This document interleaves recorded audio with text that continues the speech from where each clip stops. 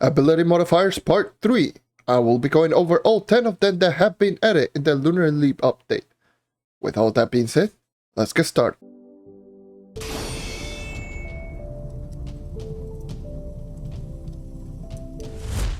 Hello and welcome to another JMP video. I'm the host JonNario, and today I will be going over the 10 ability modifiers added in the Lunar Leap update. So yes, I will be going over all 10 of them and just explaining to you how do they do, what do they do, and how do they work out, and if they're good or bad. So you already know the drill. I've already done this before with all of the other ability modifiers, so I will be going and doing it the same thing with the new ability modifiers that have been added this time around. Now, one thing that I need to mention before I actually go over all of the abilities, which are going to be that these ability modifiers are only going to be PTS exclusive. Being PTS exclusive means that it will maybe it's not going to drop on the live server, it's just going to be purely on the PTS. This is just purely based around testing. So if you're thinking that this is going to drop with on the live server, this might not drop in the live server. This is just pure testing and pure experimentations. So this is right now only on the PTS, but it might be added in the future. With all that being said, I also need to mention all of the characters that actually did get the ability modifier this time around, which are going to be the Pirate Captain, Vanguardian, Ice Age, which actually got 2 of them, Boomeranger, Tomb Racer, Lunar Lancer, Dino Tamer, Fate Trickster, and the Gunslinger. All of the ability modifiers are going to be right there. I will be going in that order that I just mentioned right now. And yeah, let's get started. So first and foremost, let's go over the Pirate Captain, Abbas Yi. However the hell that name is called, but yeah, this is going to be the new ability modifier for the Pirate Captain. And what it does is, basic attack causes your minion to attack your target, as well as applying a debuff increasing damage done to it. So, just to explain it a little bit better, and what it does essentially is, whenever you attack it with your basic attack, an enemy is going to have a mark on top of their head.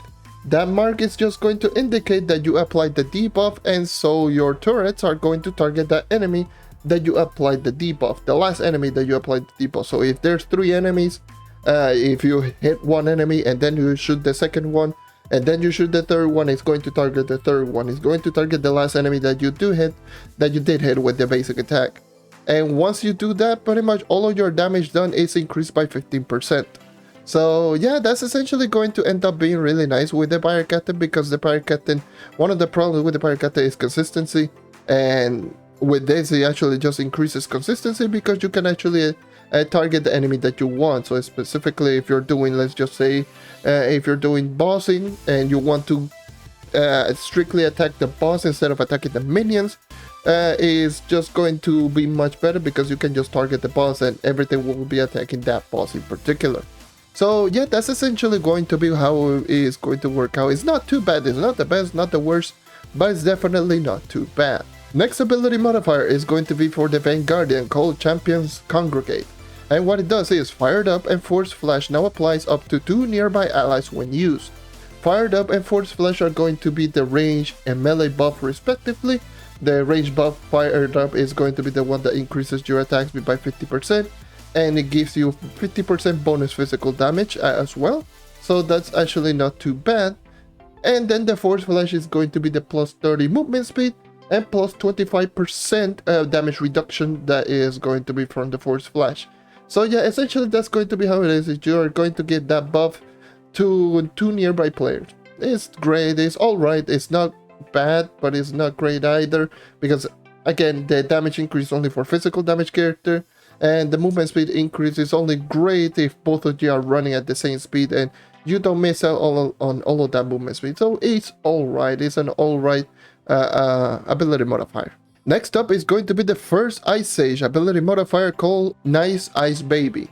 What it does is, the Big Chill, the freeze ability, summons an Ice Crash, which is the icicle that you throw into the ground, your first ability, to the player's location. This Ice Crash changes the ground and round them into ice. Yes, it's just essentially what it says right there. Whenever you activate the Big Chill, you're going to activate also Ice Crash alongside the Big Chill, and the Ice Crash is going to dish out damage to all enemies around it, and then freeze the ground like is below you in a 3x3 radius, I do believe. So yeah, that's essentially going to be how it is. The Ice Crash has the same properties as the regular one, so it's going to dish out 6.3 times damage multiplier. It's still going to have the same AoE, it's still going to apply the same properties. So yeah, essentially it's the same ability, but the only thing is that it freezes the ground once you do activate the big chill and the Ice Crash lands. So yeah, that's essentially what it is. It's not great. I will probably say it's not great. It's not bad either, but you wouldn't be using this like crazy because of the Ice Age kit, especially with the characters kit. It's all about using the basic attack and class gem. So using this is alright, I guess. It will help out, don't get me wrong, but it's not going to be insanely powerful and something that will change the Ice Age in terms of how it does work out. Even with the second ability, if this second ability modifier, which I'm going to explain right now, was combined with the nice Ice Baby, it would have been a lot better, but unfortunately that's not the case. Which the second ability modifier is going to be called as Cold as Ice. And what it does is, when you are on ice, the Ice Age gains additional critical hit and critical damage. So the critical hit that you do gain and critical damage as well, both of them are going to be percentage buffs. So what it means is going to be the more that you do have, the more that you do get, kind of thing. So it's going to be a percentage increase from your base critical hit and critical damage. So the critical hit that you do get is a plus 65% or 1.65 your actual critical hit.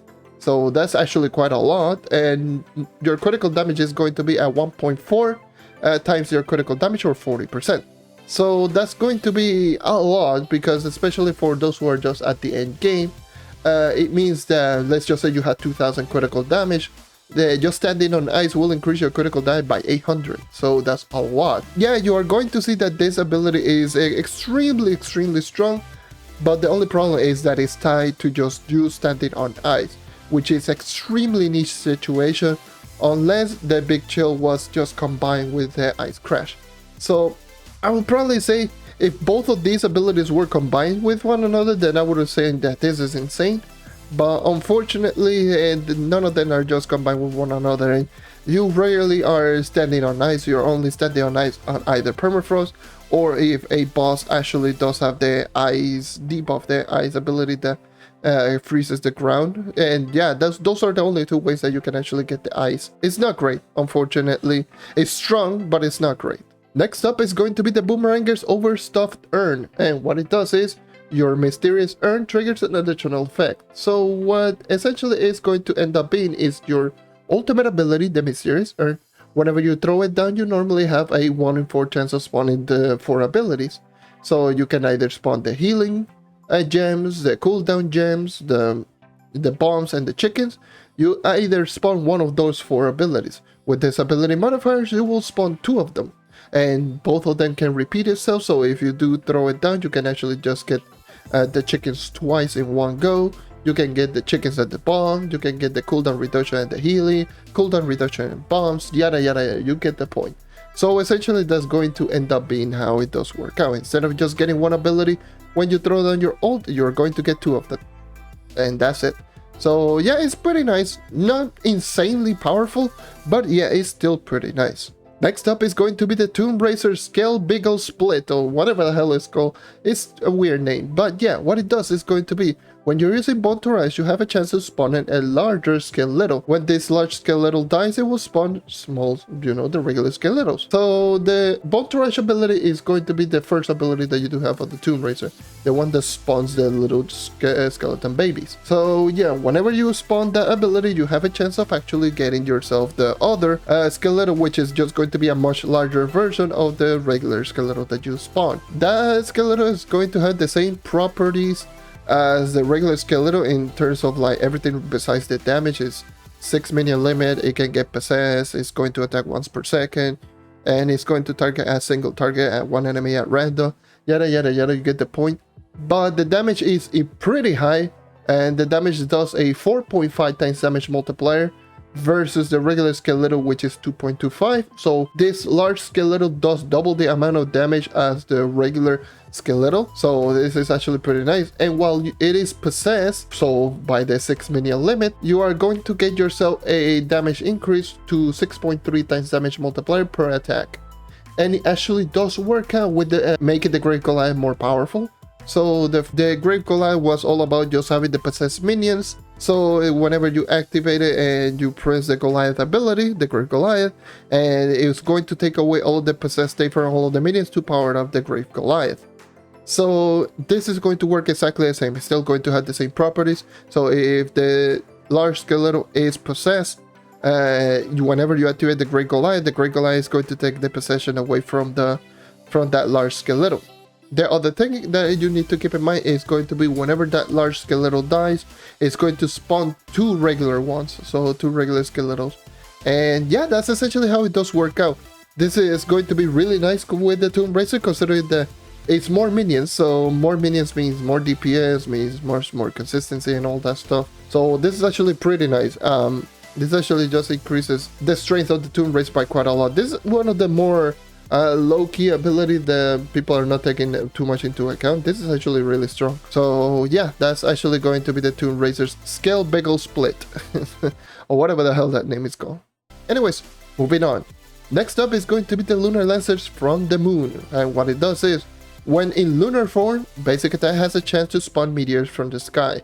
So similar to the meteorite that you spawn whenever you activate Blessing of the Moon, you know, that spawns a lot of the little meteorite that does damage to enemies around it. Essentially, it's just going to be exactly the same. Whenever you attack with the basic attack, it's going to spawn those same meteorite. Those meteorite is going to dish out 3 times damage multiplier, if I do recall correctly, and is just going to have the same properties as all of that. It's just essentially more DPS for the Lunar Lancer, which is very, very good. And yeah, that's going to be how it does work out. It's pretty strong. Meteorite, they spawn really frequently, so yeah, you're going to do quite a bit of DPS with the Lunar Lancer and being in ult, because this only works on ultimate ability, by the way. So yeah, ultimate ability, basic attack, that's the only way that you can actually spawn this. So anyways, that's going to be how it is. Let's move on to the next ability, which is going to be Dino Tamers. Oh my dinos. What it does is Dino Buddies now spawns 2 minions instead of 1. Pretty self-explanatory. So Dino Buddy is your minions ability. It does work with your ult, so whenever you throw down their minions, you're going to spawn 2 minions instead of 1. That's it. It's pretty straightforward. It's not that big of a deal. Honestly, it's just alright at best. Anyways, moving on to probably one of the most confusing one for me personally out of all of them, and that is going to be the Fate Trickster's Big Brain. And what it does is that Eagle Blast now allows you for 2 hits within 2 seconds instead of just 1. So this is actually very, very funny, considering that this is an amplification or a modifier to your passive ability. Your passive ability will now take 2 hits instead of 1 for it to actually deactivate. For those who are just not familiar, or maybe not too familiar with the Fate Trickster, and that is because this is essentially the class gem ability that the Fate Trickster has. So the Fate Trickster class gem is literally this. You literally take 2 hits instead of 1 with your Eagle Blast. It's literally the same ability. I don't know what's the point of this one. Just go over 1 ability and just make it so that instead of just taking 2 hits, you take 1.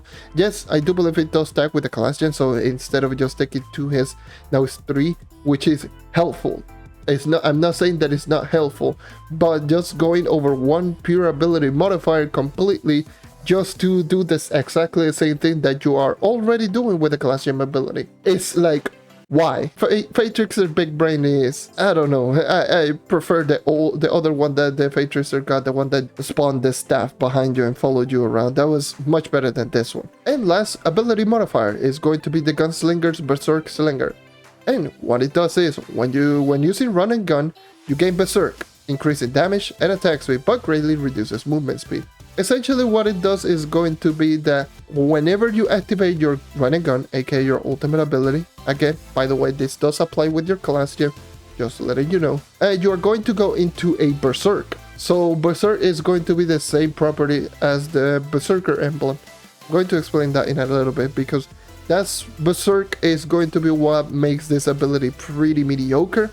I have seen some people just say that this ability is really strong, which is not like it is absolutely absolutely terrible. I'm just going to say that much. It's really good on paper, but if you actually do read it out and you actually do know the application behind it, you are clearly going to notice that this is not good. So whenever you activate your ultimate ability, you're going to go into Berserk.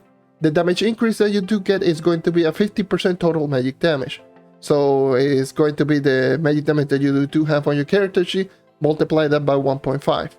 So that is going to be 1. Then it's going to be an attack speed increase, which the attack speed increase that you do get is a plus 100% if you don't have the Classium ability. But if you do have the Classium ability, you're going to increase your attack speed by 50%. So in other words, you're going to have 1.5 times your attack speed while you're in your ult with Class Gem instead of the minus 25% that is regular. So it is a lot of increase in attack speed. Either way, doesn't matter how much attack speed that you do get, the fact that it gives you Berserk is not good. So what Berserk does is going to be whenever you activate the ability or whatever the ability that makes you go Berserk, you essentially are attacking with your basic attack without pause, like without any pause. So it means that you cannot use flash, it means that you cannot dodge, it means that you cannot use any ability. You're pretty much stuck using your basic attack for the whole duration of the Berserk. And in the case of the whole duration of the Berserk, it's going to be 10 seconds, so the whole duration of the ultimate ability.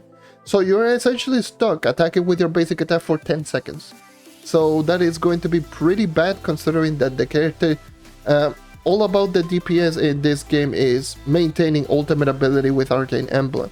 That's what speedrunners used to do in Shadow Towers. You use flash every 2 or 3 seconds in order to actually maintain your Arcane Emblem active. And once the ultimate ability does run out, you actually have the ultimate ability once again because of the amount of flash that you did use because of Chronomatic Emblem. In the case of this one, you cannot use flash, so the Chronomatic Emblem, you cannot use Chronomatic Emblem and you cannot use Arcane Emblem. You're pretty much stuck with the whole duration just attacking with basic attack, which is nice on paper, again, because it increases your attack speed and damage, but the attack speed and damage increase that you do get is not enough for you to actually maintain high DPS with the Gunslinger, which is, again, that's why it is not good, because it actually just gets you stuck completely. And it's not taking into account the movement speed decrease that you do get, because normally when you're in your ultimate ability, you do gain 20 base movement speed increase normally. In the case of this one, you actually do reduce your movement speed by like 80-90%. It's a lot. You pretty much essentially are not moving. You're pretty much stuck just in place, and that's essentially not great. So yeah, that's essentially what is going to end up being with the Gunslinger's ability, the Berserk Slinger, which is pretty bad. It's pretty bad. Anyways, that's going to be every single ability modifier that has been added in the third batch of ability modifiers added in the Lunar Leap update. So yeah, once again, all of these are just subject to change. Pretty much most of them, if not none of them, might even come out on the live server in the future. So yeah, I would probably say out of this is by far the weakest out of all of them in terms of like abilities that are just cool and effective. There are some good ones, like for example the one from the Ice Age, the Cold as Ice from the Ice Age is pretty good one, but it's very niche. The Tomb Racer Skeletal is actually very strong. It does help out in DPS. And the Lunar Lancers Meteors, like the from the moon, is actually really nice. That actually is legit pretty strong. And the Pirate Captain is decent as well, and some of the other ones are just alright at best, but they are not abilities like the Spin to Win from the Candy Barbarian that it just makes you, oh my god, this is so cool to play around with. And there's no ability that makes me, at least for me personally, that makes me go like, wow, this is actually really insane that I want to just use the character with this ability like right now. But either way, it is what it is. It's still alright, like the fact that they're still bringing us ability modifiers, where I'm still hopeful in the future to see what are going to be the next ability modifiers that are going to bring out on the PTS. Maybe some of them that the old ones they might bring out on the live server, who knows. But I'm still interested in all of that. With all that being said, thank you for watching, thank you for subscribing as always. Leave a like, subscribe for more content like this, and I hope to see you guys next time. Take care and keep on hunting, and let me know in the comment section down below what do you think of the ability modifiers of the 3rd batch. See ya.